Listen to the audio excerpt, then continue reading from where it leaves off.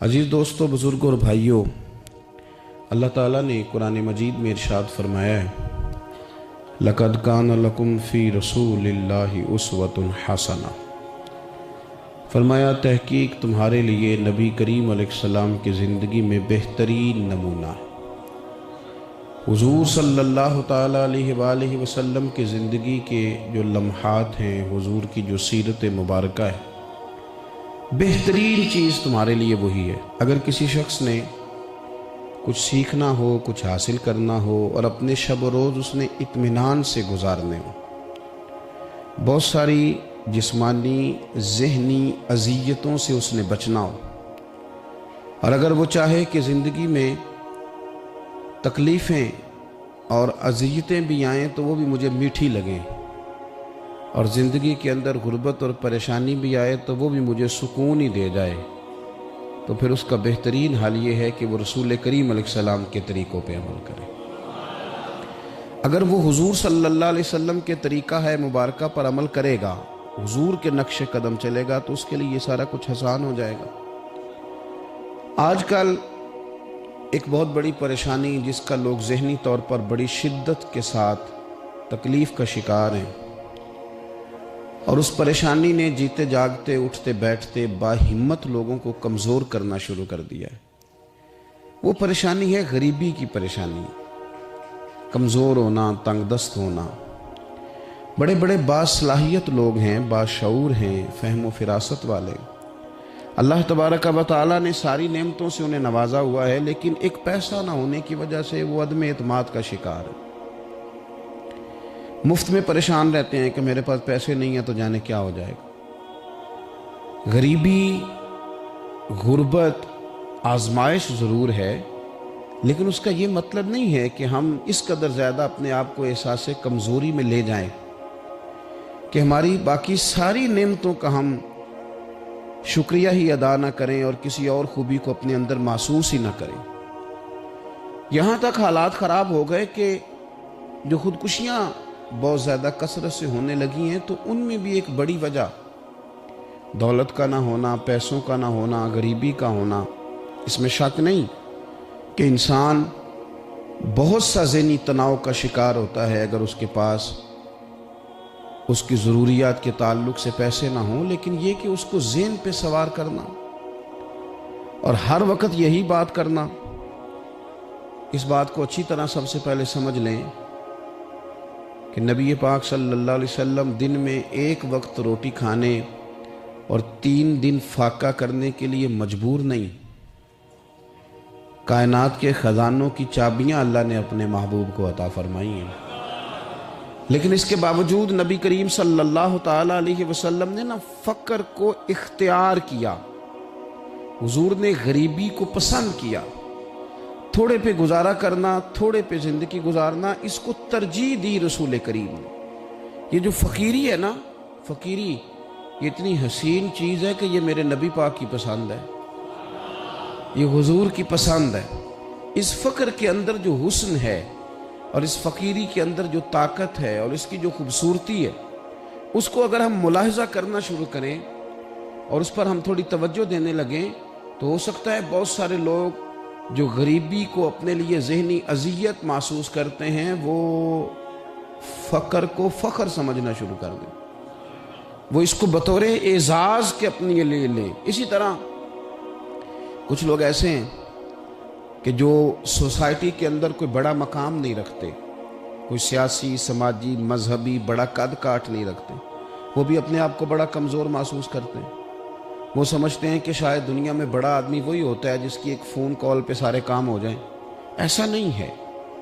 अगर आपने अपनी ज़िंदगी को तक़वे के मुताबिक रखा हुआ है, अल्लाह से डर के वक्त गुजार रहे हैं, शरीयत इस्लामिया की हुदूद का ख्याल करते हैं, तो पैसों का ना होना या सोसाइटी में बहुत बड़े मर्तबे और नाम का ना रखना ये कोई ज़्यादा अहमियत नहीं रखता, बल्कि अहमियत तो इस बात की है कि हम अल्लाह रसूल की रज़ा के मुताबिक चल रहे हैं कि नहीं चल रहे। नबी पाक सल्लल्लाहु ताला अलैहि वसल्लम ने ना जो कामयाबी हमें बताई है और जो इंतकाल के बाद क़यामत का मंज़र गुज़रने के बाद हमारे लिए कामयाबी है, वो जन्नत है। जन्नती और जहन्नमी बराबर नहीं हो सकते। ला यस्तवी अस्हाबुन नारे व अस्हाबुल जन्ना, जन्नती और जहन्नमी बराबर नहीं, बल्कि अस्हाबुल जन्नती हुमुल फाइजून, ये जन्नत वाले हैं, ये कामयाब होने वाले लोग। जन्नती और जहन्नमी बराबर नहीं, कुरान मजीद ने फैसला किया कि ये बराबर नहीं, बल्कि जो जन्नत में चला गया वो कामयाब हो गया, वो अल्लाह की रहमत के करीब चला गया, खुदा का फजल उसे नसीब हुआ।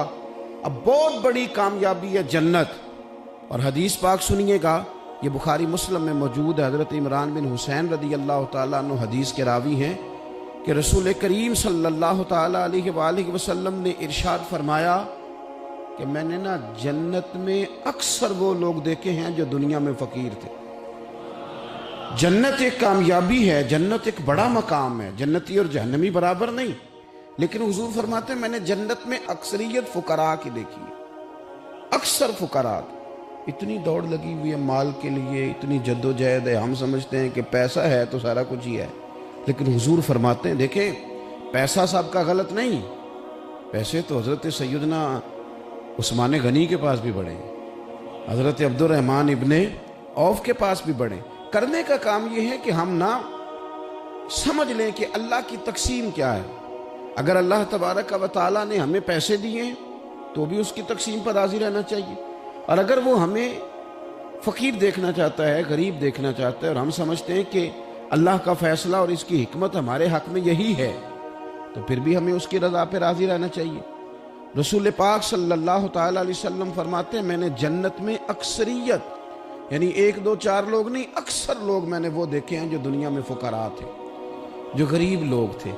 तो अंदाज़ा फरमाएं कि गरीबी क्या कोई इतनी परेशानी वाला काम है। बल्कि एक हदीस पाक मुस्लिम शरीफ में और बुखारी में इस तरह भी है कि हज़रत अबू हुरैरा रदी अल्लाह ताला अन्हु फरमाते हैं कि नबी करीम सल्लल्लाहु अलैहि वसल्लम ने फरमाया एक दिन जन्नत और जहन्नम का आपस में मुबाहसा हो गया, जन्नत और जहन्नम की आपस में बहस हो गई। जहन्नम कहने लगी कि मेरे अंदर जो लोग आएंगे ना वो बड़े बड़े सरदार, बड़े बड़े मुतकब्बिर, बड़े बड़े जब्बार, बड़े बड़े लोग आएंगे, ये मेरी शायद फजीलत है।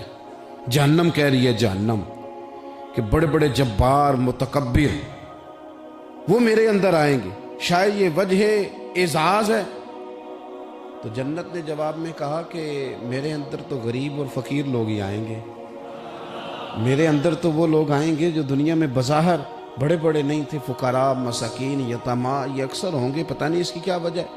जब दोनों आपस में गुफ्तगू कर रहे थे ना, तो रसूल करीम सल्लल्लाहु ताला अलैहि वसल्लम फरमाते हैं अल्लाह ताला ने फिर जन्नत से फरमाया, अल्लाह ने जन्नत से फरमाया कि तू मेरी रहमत है और मैं अपने बंदों में से जिस पर रहमत करूंगा ना तेरी सूरत में उस पर रहमत कर दूंगा। चूंकि जन्नत मेरी रहमत है तो मैं तेरी सूरत में उस पर रहमत कर दूंगा।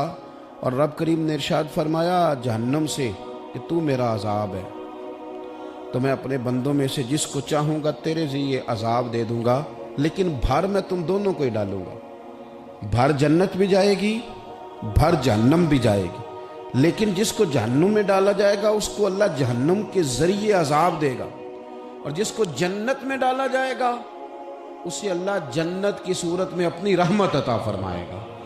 और ये दोनों खुद गवाहियाँ दे रही हैं कि जब्बार, तकब्बुर करने वाले, अपने दिल में गुरूर रखने वाले, बड़ा बड़ा अपने आप को गर्दानने वाले, जहन्नम खुद कह रही है वो मेरे अंदर आएंगे, और जन्नत कहती है कि मेरे अंदर तो ज़ईफ़ लोग आएंगे, लाचार लोग आएंगे, आजिज़ लोग आएंगे, कमज़ोर लोग आएंगे।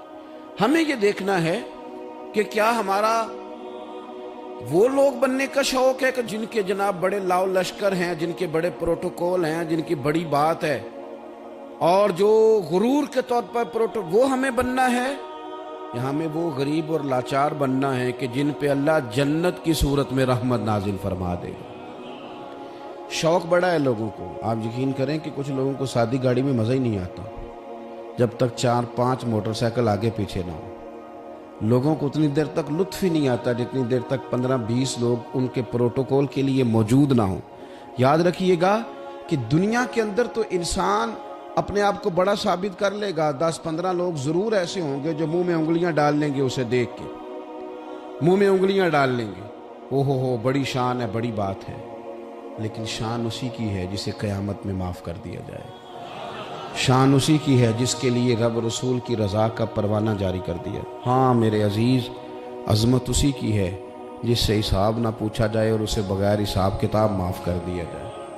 اپنے آپ کو ان لوگوں میں شامل کرنے کی کوشش کریں، اور یہ بھی یاد رکھیں کہ اگر آپ پرہیزگار ہیں اور آپ تقوی والے اور اللہ سے ڈرنے والے، تو نبی پاک صلی اللہ علیہ وسلم نے نا خاص شفقت فرمائی ہے غرباء پر، مساکین پر، خاص شفقت۔ نبی پاک صلی اللہ علیہ وسلم نا اس شخص کو بھی بڑا پسند کرتے تھے جو غریبوں کی خدمت کرتا، جو مسکینوں کی مدد کرتا، جو بیوہ عورتوں کے ساتھ کسی بھی طرح خیر کر سکتا، ان کی حضور نے تعریف فرمائی۔ بخاری مسلم میں حدیث ہے، نبی پاک صلی اللہ تعالی علیہ وسلم نے فرمایا کہ جو لوگ غریبوں کی، مسکینوں کی، لاچاروں کی مدد میں رہتے ہیں، یوں سمجھ لو وہ اللہ کے راستے میں جہاد کرنے میں مصروف رہتے ہیں۔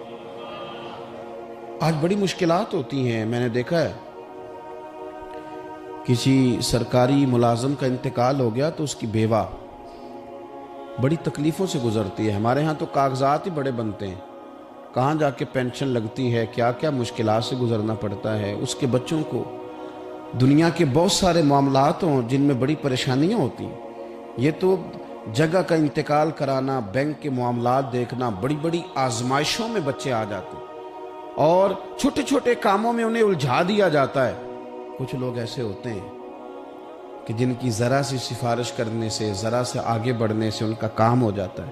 میرے نبی پاک علیہ السلام نے فرمایا جس کو دیکھو یتیموں، مسکینوں، بیوہ عورتوں کی مدد میں ہے، سمجھو وہ اللہ کے راستے میں جہاد میں ہے، اور فرمایا یوں سمجھ لو کہ اس نے وہ قیام کیا ہے کہ شاید دیر ہو جائے اسے رکوع کرنے میں، یعنی لمبی نمازیں پڑھنے والا ہے، اور فرمایا یہ وہ روزہ دار ہے کہ جو روزہ رکھے گا افطار ہی نہیں کرے گا، یعنی لمبے روزے رکھنے والا۔ گویا مسکینوں، یتیموں، بیواؤں کی مدد میں رہنے والا اس طرح ہے جس طرح ساری ساری رات نفل پڑھنے والا اور ہر روز کے نفلی روزے رکھنے والا۔ تو آپ یہ سمجھ لیں کہ ان لوگوں کے ساتھ حضور نے خاص، ہمارے ہاں نا امیر کا تو ویسے دل کرتا ہے کہ وہ امیر لوگوں کے ساتھ دوستی رکھے، ان کے تو ویسے ہی بڑے مسئلے ہیں بیچاروں کے، انہوں نے اپنے کام نکلوانے ہوتے ہیں، تاجروں کو کچھ سیاستدانوں سے ربط رکھنا پڑتا ہے، بڑے بڑے مسئلے ہیں، بڑے بڑے مسائل ہیں، بڑے بڑے لوگوں سے لوگوں نے رابطے رکھے ہوتے ہیں کہ دنیا میں اگر کوئی کام پڑ گیا، کوئی مشکل آ گئی تو ہم ذرا فٹافٹ ان سے بات کر لیں گے۔ یہ تو معاملہ اپنی جگہ پہ قائم ہے کہ تاجر نے، سیاستدان نے، بڑے لوگوں نے بڑے لوگوں سے ربط بنائے، لیکن اب کمزوری اس طرح کی آتی جا رہی ہے کہ غریب بھی غریب سے دوستی نہیں کرتا، غریب بھی ڈھونڈتا پھرتا ہے کہ کوئی امیر آدمی ملے، کوئی تگڑا آدمی ملے، وہ بھی منت کر کے فوٹو کھچوائے گا تو کھچوائے گا کسی رئیس کے ساتھ۔ غریب بھی پسند نہیں کرتے کہ ہم غرباء کے ساتھ پیار کریں۔ ہمارے دائیں بائیں بہت سارے ایسے لوگ ہوتے ہیں جو کمزور ہوتے ہیں، اور میں نے دیکھا ہے کہ زندگی میں تو خیر کرنا دور کی بات ہے، جنازے تک میں لوگ نہیں جاتے۔ اس میں بھی دیکھتے ہیں کہ کوئی امیر آدمی ہو تو پھر ذرا دوڑ کے، کوئی سیاسی قد کاٹ والا ہو تو سارے آگے بڑھ بڑھ کے چہرے دکھاتے ہیں، اس کے بچوں سے ملتے ہیں کہ صاحب میں آیا ہوا ہوں، میرا ذرا خیال کرو، میں پہنچ گیا ہوں، میرے نمبر لگا دو، میں آ گیا ہوں۔ وہ خیال کرتے ہیں کہ ہم پہنچ جائیں، ہماری شرکت جو ہے وہ شمار کر لی جائے۔ تو میرے عزیز، اکثریت ہم نے یہ دیکھا ہے کہ غریب کی تو نماز جنازہ کا مسئلہ آ جائے نا غریب کی، تو جو کہ سادہ آدمی ہے، کوئی سیاسی سماجی کاٹ تو جنازے تک لوگ خیال نہیں کرتے۔ حالانکہ میرے نبی پاک علیہ السلام نے تو فرمایا جنازہ ایک مسلمان کا دوسرے مسلمان پر حق ہے، اس میں کوئی آپ کا سماجی رابطہ ہونا ضروری نہیں، کوئی سیاسی قد کاٹ ہونا ضروری نہیں، یہ تو ایک مسلمان کا دوسرے مسلمان پر حق ہے، اور حق اچھے طریقے سے ادا کرنے کی کوشش کرنا چاہیے۔ حدیث پاک سنی، حضرت ابو امامہ بن سہل بن حنیف رضی اللہ تعالیٰ عنہ حدیث کے راوی ہیں۔ اس حدیث کو امام نسائی رحمۃ اللہ تعالیٰ علیہ نے نقل کیا ہے۔ ارشاد فرماتے ہیں کہ اطراف مدینہ کے گاؤں میں سے ایک عورت بیمار ہو گئی، مدینے کے ارد گرد گاؤں تھے، ان میں سے ایک عورت بیمار ہو گئی، بڑی مفلس تھی، غریب عورت تھی۔ نبی پاک صلی اللہ علیہ وسلم نہ اکثر اس کے بارے میں دریافت کرتے کہ بتاؤ اس بوڑھی اماں کا کیا حال ہے۔ ہمارے ہاں بھی خبریں آتی ہیں اخباروں میں، پوچھا جاتا ہے، لیکن کب؟ جب کسی بڑے آدمی کو کھانسی بھی لگ جائے، فلاں صاحب کو زکام ہو گیا اور ان کو فوری طور پر فلان جگہ منتقل کر دیا گیا اور سیاسی اور سماجی سرگرمیاں انہوں نے معطل کر دی، تو یہ خبر سب جگہ بریک ہوتی، اس کو فوری طور پر آگے بڑھانے کی کوشش کی جاتی۔ ایک غریب عورت ہے، مجبور ہے، اور مدینے کے نہیں، مدینے کے اطراف میں جو گاؤں ہیں ان گاؤں کے رہنے والی ہے، اور اس کے نصیب دیکھو، اس کا مقدر دیکھو، ہر جگہ مدینے والے محبوب کے تذکرے۔ وہ کتنی نصیبوں والی عورت ہے جس کے بارے میں حضور کئی دفعہ پوچھتے کہ اس بیمار کا حال بتاؤ۔ بظاہر اس کا کوئی سیاسی، سماجی، مالی قد کاٹ نہیں، لیکن یوں لگتا ہے کہ اس کا قد حضور کی تیمارداری کی برکت سے، جب نبی پاک نے اس کا پوچھا ہوگا تو یوں لگتا ہے اس کا قد آسمانوں کے برابر چلا ہو گیا، آسمانوں کے برابر چلا گیا ہوگا۔ رسول کریم علیہ السلام بار بار پوچھتے، اور جب اس کے زیادہ بیمار ہونے کی خبر آئی تو حضور نے فرمایا اگر وصال ہو گیا تو مجھے خبر کرنا۔ صحابہ کرام فرماتے ہیں رات کو وصال ہوا، رات کے وقت ہی غسل کفن کر کے اسے مدینہ شریف لایا گیا، لیکن جب معلومات کی گئی تو حضور بظاہر آرام فرمائے، حضور آرام کر رہے ہیں۔ صحابہ نے مناسب نہیں سمجھا کہ نبی پاک علیہ السلام کو تکلیف دی جائے، سرور کائنات صلی اللہ علیہ وسلم کو جگانا مناسب نہ سمجھا، لوگوں نے نماز جنازہ پڑھا، اس کو دفن کر دیا۔ حضور نے صبح پوچھا مجھے خبر کیوں نہیں دی؟ بڑے جنازے ہو کے گزر گئے، بڑے لوگ تھے جو چلے گئے، لیکن یہ کتنی نصیبوں والی ہے کہ حضور نے فرمایا مجھے بتایا کیوں نہیں؟ اب مجھے بتاؤ۔ او یارو ذرا غور کرنا، ساری دنیا گنبد خضرا پر، ساری دنیا حضور کی بارگاہ میں سلامی دینے، اور میرے نبی کریم صلی اللہ علیہ وسلم نے کیا فرمایا؟ فرمایا مجھے بتاتے نہیں اس کی قبر کہاں ہے؟ یعنی حضور قبر کا پتہ پوچھے محبوب؟ حضور تو ویسے کسی جگہ قریب سے گزر جائے نا تو اعلیٰ حضرت فاضل بریلوی فرماتے ہیں وہ جس سمت آ گئے ہیں کوچے بسا دیے ہیں، وہ تو علاقہ ویسے ہی مہک جاتا ہے، بس جاتا ہے۔ حضور قبر کہاں ہے؟ اس کا کوئی سیاسی قد کاٹ ہے؟ یہ کوئی بہت بڑے قبیلے کی ہے؟ حضور نے فرمایا دیکھو غریبی کو اعزاز اس طرح دینا، غریبی کے ساتھ رویہ یہ میرا اسوہ حسنہ ہے، اس طرح غریبوں کے ساتھ سلوک کرنا، پھر غریب مایوس نہیں ہوں گے، پھر غریب خودکشیاں نہیں کریں گے، پھر غریب اپنے آپ کو معاشرے سے کٹا ہوا محسوس۔ کہاں ہے اس کی قبر؟ یا رسول اللہ اس قبرستان میں یہ قبر ہے، یہ میرے نبی پاک کا اعزاز ہے، یہ حضور کا اعزاز ہے۔ ویسے تو دوسرا جنازہ جائز نہیں، اگر وارث جنازہ نہ پڑھے تو پھر دوسرا جنازہ پڑھا جا سکتا ہے، لیکن حضور تو وارث ہے نا اپنی ساری امت کے۔ تو نبی پاک قبر پہ کھڑے ہوئے، فرمایا بناؤ صفے، میں دوبارہ جنازہ پڑھانا چاہتا ہوں۔ ایک دیہات میں رہنے والی مفلس عورت، ایک دیہات میں رہنے والی غریب عورت، وہ بی بی جس کا کوئی بظاہر لمبا چوڑا نام نہیں، کوئی بڑے القابات سے پکارا نہیں جاتا، حضور نے 4 تکبیروں کے ساتھ امام نسائی نے لکھا ہے دوبارہ جنازہ پڑھائے، اور لوگوں کو بتایا کہ اس طرح کر کے اگر تم غریبی سے پیار کرو گے نا، ان کی مہک نے دل کے غنچے کھلا دیے ہیں، وہ جس راہ چل دیے ہیں، کوچے بسا دیے ہیں۔ اور کیا خوبصورت انداز ہے فاضل بریلوی کا، کہنے لگے کہ میں مجرم ہوں آقا مجھے ساتھ لے لو، کہ رستے میں ہیں جا بجا تھانے والے۔ حضور آپ مہربانی کریں، ایک دفعہ تشریف لائیں، ایک دفعہ تشریف لائیں، میرا بازو پکڑ کے مجھے گزار دیں۔ وہ کتنی نصیبوں والی ہے کہ بن بلائے ہی محبوب اس کی قبر پہ پہنچ گئے ہیں۔ آپ جب تھوڑا تھوڑا نا، زیادہ نہیں تو اپنے ملازمین کے ساتھ ہی، زیادہ نہیں تو جو آپ کے تحت لوگ ہیں ان کے ساتھ ہی ہمارا رویہ ٹھیک ہو جائے۔ ایک صحابی نے ایک دفعہ پوچھ ہی لیا کہ یا رسول اللہ صلی اللہ علیہ وسلم میرا ملازم بڑی ہی غلطیاں کرتا ہے، میرا غلام بڑی غلطیاں کرتا ہے، تو کتنی کو دفعہ معاف کروں؟ کتنی کو غلطیاں ایک دن میں کو کر سکتا ہے؟ 2 دفعہ کر لے گا، 3 دفعہ بھول جائے گا۔ سوال پوچھا نا کہ یا رسول اللہ صلی اللہ علیہ وسلم میرا غلام بڑی غلطیاں کرتا ہے تو کتنی دفعہ معاف کروں؟ تو نبی پاک علیہ السلام نے فرمایا اگر تو نے گنتی کر کے گویا پوچھا ہے تو چلو تجھے اسی طرح ہی بتا دیتے ہیں، حضور کتنی دفعہ معاف کروں؟ فرمایا چل ایک دن میں 70 بار تو معاف کیا ہی کر دوں۔ حالانکہ 70 غلطیوں کو دن میں نہیں کر نہیں سکتا، اس نے شمار کر آخر کتنی کو دفعہ معاف کروں؟ نبی پاک صلی اللہ علیہ وسلم نے فرمایا 70 دفعہ تو معاف کر ہی دیا کروں۔ 70۔ حضرت ابو مسعود رضی اللہ تعالیٰ عنہ فرماتے مجھے کسی بات پہ غصہ تھا اور میں اپنے غلام کو مار رہا تھا، پیٹ رہا تھا، اور بار بار میں اس پر سختی کر رہا تھا۔ دور سے حضور نے دیکھا اور آوازیں دیں۔ قریب جب حضور پہنچ گئے تو نبی پاک علیہ السلام نے ایک جملہ کہا، فرماتے ہیں پھر دوبارہ میں نے کبھی اپنے غلام پہ ہاتھ نہیں اٹھایا۔ اللہ کے رسول فرمانے لگے جتنا تجھے اس پر اختیار ہے نا، میرے رب کو اس سے کئی گنا بڑھ کے تیرے اوپر اختیار ہے۔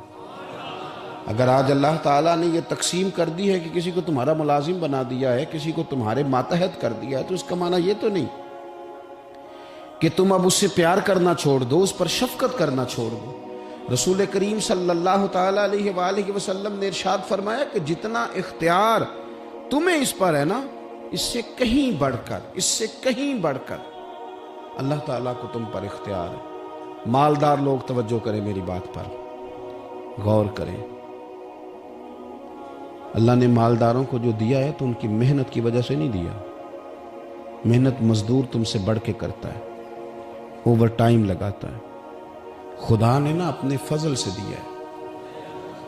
میرے ایک بزرگ دوست ہیں، سادے آدمی ہیں، ان کی ایک بات میرے نا دل میں بیٹھ گئی۔ سادے لوگوں کی بات ہے، سادی سی، میں کوئی یہ نہیں آپ کو کہہ رہا کہ یہ کوئی قرآن و سنت کا معاملہ ہے، لیکن ہمارے جو سادے لوگ ہوتے ہیں نا دیہات کے، کئی دفعہ وہ سبق بڑا عمدہ پڑھاتے ہیں۔ تو کسی شخص کے ساتھ ان کا کوئی تھوڑا بہت اس کے ساتھ مدد کا رشتہ تھا، اس سے کچھ پیار کرتے تھے، تو کسی وجہ سے ناراضگی ہو گئی تو کسی نے ان سے کہا کہ اب چھوڑ دیں، آپ کا اس نے اتنا دل دکھایا۔ تو کہنے لگے نہیں میں چھوڑوں گا نہیں، میں دیتا رہوں گا۔ کیوں؟ کہنے لگے اس لیے کہ میرے دل میں بات بیٹھ گئی ہے کہ پتہ نہیں اللہ کدے نصیبہ نہ دیندا ہے، تو یہاں سے کوئی کھا جائے، کسی کی مدد ہو جائے۔ آپ کے ہاں اگر ماتحت کچھ لوگ ہیں، آپ کو کسی کی مدد کرنی پڑتی، تو اگر آپ کا یہ ذہن بن گیا نا کہ میں صاحب ہوں اور میں انہیں دیتا ہوں اور میری وجہ سے کام چلتا ہے اور میری تنخواہ سے چولہا جلتا ہے، تو آپ نے بڑی چھوٹی سوچ پیدا کر لی ہے، آپ کمزور ہو گئے۔ اگر آپ نے یہ سوچ لیا نا کہ میں کسی کو اپنے آفس سے، اپنی مل سے نکال دوں گا تو شاید اسے کہیں اور نوکری نہیں ملے گی، تو آپ چھوٹے آدمی، آپ نے کمزور سوچ رکھی۔ حدیث پاک سنیں گے تو دل ٹھنڈا ہوگا۔ اسے بھی امام بخاری نے لکھا ہے، حضرت مصعب بن سعد رضی اللہ تعالیٰ عنہ روایت کرتے ہیں کہ ایک مرتبہ نا حضرت سعد بن ابی وقاص رضی اللہ تعالیٰ عنہ کے دل میں خیال آیا۔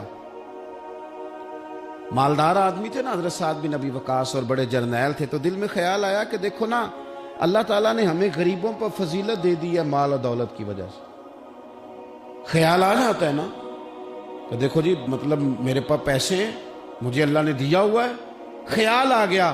حضرت مصعب بن سعد رضی اللہ تعالیٰ عنہ فرماتے ہیں ان کے دل میں خیال آیا، دل میں خیال آیا کہ دیکھو اللہ نے پھر ہمیں فضیلت والا بنایا ہے، تو اسی لیے اللہ نے ہمیں پیسے دیے نا، اللہ نے ہمیں کچھ بنایا ہے تو پھر ہی اللہ نے دولت زیادہ دی ہے نا۔ تو فرماتے ہیں نبی کریم صلی اللہ تعالیٰ علیہ وسلم نے ان سے فرمایا یاد رکھو تمہیں نا تمہارے کمزور اور غریب لوگوں کے وسیلے کی وجہ سے روزی دی جاتی ہے۔ تمہیں امیروں، تمہیں جو نوازا جاتا ہے نا، تو یہ غریبوں کے صدقے، ضعیفوں کے صدقے، کمزوروں کے صدقے، یہ ان غریبوں کے صدقے تمہیں نوازا جاتا ہے، اور پھر تمہارے ذمے لگایا جاتا ہے کہ تم نے زکوٰۃ دینی ہے، تم نے صدقات دینے ہیں، تم نے ان پر خرچ کرنا، تمہیں ان کے صدقے مل رہا ہے، ان کے صدقے۔ ایک سوچ یہ ہے کہ اللہ نے مجھے مال دیا ہے تو کسی وجہ سے دیا ہے، اور ایک سوچ یہ ہے کہ میری فیکٹری میں پتہ نہیں کون سا غریب لوگ ہے جس کی وجہ سے فیکٹری چل رہی ہے۔ ایک سوچ یہ ہے کہ پتہ نہیں میرے آفس میں کون سا ایسا شخص ہے جس کی وجہ سے نظام چل رہا ہے، اور ایک سوچ یہ ہے کہ میں جاگیردار ہوں تو پتہ نہیں کون سا کسان ہے جو میرے پاس کام کرتا ہے تو اس کی وجہ سے اللہ مجھے بھی روزی دیتا ہے۔ نبی پاک صلی اللہ علیہ وسلم نے امیروں کو یہ سوچ بنانے کا کہا کہ یہ سوچ بناؤ کہ ہمیں رب جو دیتا ہے وہ کمزوروں کے صدقے دیتا ہے، وہ غریبوں کے صدقے دیتا ہے۔ اگر یہ ذہن بن جائے، دیکھیں نا، یہ کاریگر ہے اور یہ اچھا نظام چلانے والا ہے، ایڈمنسٹریٹر بہت اچھا ہے، مینیجر بڑا اچھا ہے، یہ نکل گیا تو خرابی ہوگی۔ ایک ذہن یہ ہے، اور اگر ذہن یہ بن جائے کہ یہ بندہ غریب ہے، یہ مجبور ہے، یہ تنگ دست ہے، اس کے چھوٹے چھوٹے بچے ہیں اور مجھ سے تنخواہ لے کے جاتا ہے تو اس کا کام چلتا ہے، اگر یہ چھوڑ کے چلا گیا نا تو ہو سکتا ہے جو اس کے ذریعے رزق آتا ہے وہ نہ آئے۔ اگر یہ ذہن سازی بنے تو پھر میرا خیال ہے کوئی بھی امیر آدمی کسی غریب کو رسوا نہیں کرے گا، پھر کوئی بھی کسی کے لیے اس طرح کے لفظ ادا نہیں کرے گا کہ جس کے اس کی عزت نفس مجروح ہو۔ ہم اگر یہ تھوڑا تھوڑا کر کے رویہ اپنے دلوں کے اندر پیدا کرنا شروع کر دیں اور تھوڑی تھوڑی محبت کو بڑھانے لگے تو آہستہ آہستہ ہمیں محسوس ہوگا کہ ہم کوئی ظرف کو اونچا لے گئے ہیں، ہمارے دلوں کو اللہ نے نرم کر دیا ہے۔ ہمارے ہاں نا سوسائٹی میں کچھ سیاسی سماجی لوگ ہیں جن کی سفارش چلتی ہے، جو نامی گرامی ہوتے ہیں، جو علاقے کے معروف لوگ ہوتے ہیں، جو اشراف اپنے آپ کو سمجھتے ہیں، قبیلوں کا بڑا جانتے ہیں۔ وہ یاد رکھیں کہ اگر تو وہ قبیلے کے بڑے اس طرح بنے ہوئے ہیں کہ وہ لوگوں کے ساتھ پیار کرتے ہیں تو پھر تو ان کا اجر زیادہ ہے، لیکن اگر وہ بڑے بنے ہیں اور اس رنگ میں بڑے بنے ہیں کہ وہ تکبر میں آ گئے ہیں، اس رنگ میں بڑے بنے ہیں کہ انہوں نے غلط سیاستیں کی ہیں، انہوں نے قوم کا مال کھایا ہے، وہ اس طرح سے اقتدار کے ایوانوں تک پہنچے ہیں کہ انہوں نے پھر کچھ نہیں دیکھا کہ مجھے کچھ خریدنا پڑ رہا ہے کہ کچھ بیچنا پڑ رہا ہے۔ غلط طریقے سے وہ لوگ آگے آگے سیاسی بن گئے، سماجی بن گئے، لوگ سلوٹ کرنے لگ گئے۔ اور کچھ بیچارے غریب ایسے ہیں کہ جن کو کوئی 1 کلو چینی بھی ادھار نہیں دے رہا۔ تو اب بظاہر اس غریب کو مایوس نہیں ہونا چاہیے، اس کو شریعت یہ نہیں کہتی کہ تو کمزور پڑ جائے اور تو کہے جی شاید میں تو بیکار ہی معاذ اللہ دنیا میں آ گیا، کوئی نام نہیں جانتا، کوئی قد کاٹھ نہیں، کسی اونچی کرسی پہ بٹھایا نہیں جاتا، کبھی میرے گلے میں پھولوں کا ہار نہیں ڈالا جاتا، کوئی میرے آنے پر کھڑا نہیں ہوتا، میں بھی کوئی سیاسی سماجی ہوتا، میں بھی کوئی مال و دولت والا ہوتا۔ یہ سٹیٹس کی کمزوری بعض غریب لوگوں کو کمزور کر دیتی، ذہنی طور پر پریشان رہنے لگتے ہیں۔ اور کچھ لوگ ہمارے ہاں یہ زیادتی بھی کرتے ہیں، وہ کہتے ہیں سارا پنڈ مار جائے، ماڑے دے بچے تو چودھری نہیں نہ بننا۔ تو میں کیا کرتا ہوں، یہ مایوسی ہے، یہ آپ نے غلط بات کی۔ یہ تو اللہ کے نظام قدرت میں بات ہے، رب جب چاہے جس کو چاہے جہاں چاہے اپنے فضل سے پہنچا دے۔ آپ حدیث پاک سنیں گے اور اس حدیث پاک کے جو خوبصورت پہلو ہیں اس پر آپ غور کریں گے۔ حضرت سیدنا سہل بن سعد انصاری رضی اللہ تعالیٰ عنہ فرماتے ہیں ہم نبی پاک علیہ السلام کی خدمت میں حاضر تھے تو ایک شخص قریب سے گزرا، تو حضور نے اپنے پاس بیٹھے ہوئے ایک شخص سے فرمایا اس کے بارے میں تیرا کیا خیال ہے؟ تو اس نے عرض کی حضور یہ بڑا لوگوں میں معزز آدمی ہے، بڑا اس کا اکرام ہے۔ ہوتے ہیں نا لوگ سیاسی ہیں، سماجی ہیں، بڑی اتھارٹی رکھتے ہیں، بڑے سردار ہیں، بڑے چودھری، حضور اس کا بڑا مقام ہے۔ پھر اس نے دلیل دی کہ یا رسول اللہ اگر یہ کسی جگہ پیغام نکاح بھیجے گا تو اس کو رشتہ دے دیا جائے گا، لوگ پسند کریں گے اس کے ساتھ رشتہ داری کرنا، اور اگر یہ کسی کی سفارش کرے گا تو اس کی سفارش قبول کی جائے گی۔ تھوڑی دیر گزری تو رسول کریم صلی اللہ تعالیٰ علیہ وآلہ وسلم کے قریب سے ایک دوسرا آدمی گزرا، تو حضرت سہل بن سعد رضی اللہ تعالیٰ عنہ فرماتے ہیں کہ نبی پاک علیہ السلام نے اسی پاس بیٹھے ہوئے شخص سے فرمایا کہ اس شخص کے بارے میں تیرا کیا خیال ہے؟ ایک تو وہ تھا نا جس کو تو نے چودھری سمجھا، چیئرمین سمجھا، بڑا مالدار سمجھا، اور تو نے کہا کہ کیا بات، پیغام نکاح دے تو اسے رشتہ فوراً ملے گا، اور اگر یہ سفارش کرے تو قبول کی جائے گی۔ تو یہ جو غریب آدمی گزر رہا ہے اس کے بارے میں اس نے کہا حضور یہ ایک غریب آدمی ہے، کہیں پیغام نکاح دے گا تو رشتہ نہیں ملے گا، اور اگر کسی کی سفارش کرے گا تو قبول نہیں کی جائے گی۔ یہ ایک سیاسی سماجی ہے، قد کاٹھ والا ہے، برادری قبیلے میں نام رکھتا ہے، اس کی سفارش بھی سنی جائے گی، رشتہ بھی ملے گا، لوگ اس کی بات بھی سنیں گے۔ اور یہ جو دوسرا گزرا یہ غریب ہے، اس کو تو کوئی رشتہ دینے کو تیار نہیں، سفارش سننے کو تیار۔ دونوں کے تذکرے ہو گئے، رزلٹ میرے نبی پاک نے سنانا تھا۔ حضور فرمانے لگے سن پھر سہل، اور سن تبصرہ کرنے والے تو بھی، یہ جو تو نے کہا نا کہ سیاسی ہے، سماجی ہے، فرمائے ان لوگوں سے اگر ساری دنیا بھر بھی جائے تو پھر بھی یہ غریب آدمی ان سارے لوگوں سے زیادہ بہتر ہے۔ جن کو تم سیاسی سماجی چودھری بڑے جانتے ہو نا، یہ ایک غریب ہے، تنگ دست ہے، بظاہر تم اس کو منہ نہیں لگاتے، لیکن اگر ساری دنیا ان لوگوں سے بھر جائے تو یہ جو غریب آدمی ہے یہ پھر بھی ان سے زیادہ فضیلت والا ہے۔ میرا خیال ہے جب حضور غریبی کی اتنی فضیلتیں بیان کرے تو پھر غریبوں کو پریشان تو نہیں نہ ہونا چاہیے، پھر تو اپنی فقیری کو اپنے سینے سے لگا کے فخر کرنا چاہیے، پھر تو ناز کرنا چاہیے، پھر تو غور کرنا چاہیے کہ اللہ تبارک و تعالیٰ نے ہمیں کتنی عظمتوں سے نوازا ہے، کتنی فضیلتیں عطا فرمائے۔ لوگوں کو جب سمجھایا جاتا تھا نا حضور کے زمانے میں، نبی پاک صلی اللہ علیہ وسلم کے زمانہ مبارکہ میں جب سمجھایا جاتا تھا، حضرت سیدنا ابو عبد الرحمن رضی اللہ تعالیٰ عنہ بیان کرتے ہیں کہ میں حضرت عبداللہ بن عمر بن عاص رضی اللہ تعالیٰ عنہ کی بارگاہ میں بیٹھا تھا تو کچھ لوگ آئے، انہوں نے آ کر کے اپنی غریبی کی شکایت کی۔ انہوں نے کہا نہ ہمارے پاس کوئی سواری ہے، نہ ہمارے پاس کوئی سامان ہے، نہ کوئی ہمارے پاس خرچہ ہے، ہم بڑے مسکین لوگ ہیں جی، بڑے غریب۔ کچھ باتیں کرتے ہیں نا لوگ، مایوس سی، غریب لوگ ہیں تو جملوں کے اندر مایوسی ٹپکتی ہے، کچی بات، کچھ بھی نہیں جی، کیا جینا ہے ہمارا، کچھ بھی نہیں، مشکل سے گزر اوقات ہوتی ہے۔ اور خدا کے بندو، جن لوگوں کا آخرت پر یقین ہو اور تربیت حضور کے اسوہ نور سے لی ہو، وہ اس طرح کی کمزور باتیں نہیں کرتے۔ وہ حضرت مولا علی شیر خدا سے کسی نے کہا کہ آپ نے مال کیوں نہیں کمایا، چلو حلال ہی کما لیتے، تو حضرت مولا علی فرمانے لگے مال حرام ہو تو عذاب ہوتا ہے، حلال ہو تو حساب ہوتا ہے۔ حرام ہو تو عذاب ہے، حلال ہو تو حساب ہے۔ ہم دونوں کام ہی نہیں کرتے، ہم حلال بھی اکٹھا نہیں کرتے، وہ عذاب نہ ہو تو حساب تو اس کا بھی دینا ہی پڑے گا نا، ہم یہ کام ہی نہیں کرتے۔ تو کچھ لوگ حاضر ہوئے حضرت عبداللہ بن عمر بن عاص کی بارگاہ میں، اور انہوں نے آ کر کے عرض کی حضور نہ سواری کوئی، نہ کوئی خرچہ، نہ کوئی رہنے کو جگہ، نہ ہمارے پاس کوئی اور سہولیات۔ حضرت عبداللہ بن عمر رضی اللہ تعالیٰ عنہ فرمانے لگے بڑے پریشان ہو، ایک بات نہ کر لو تم سے؟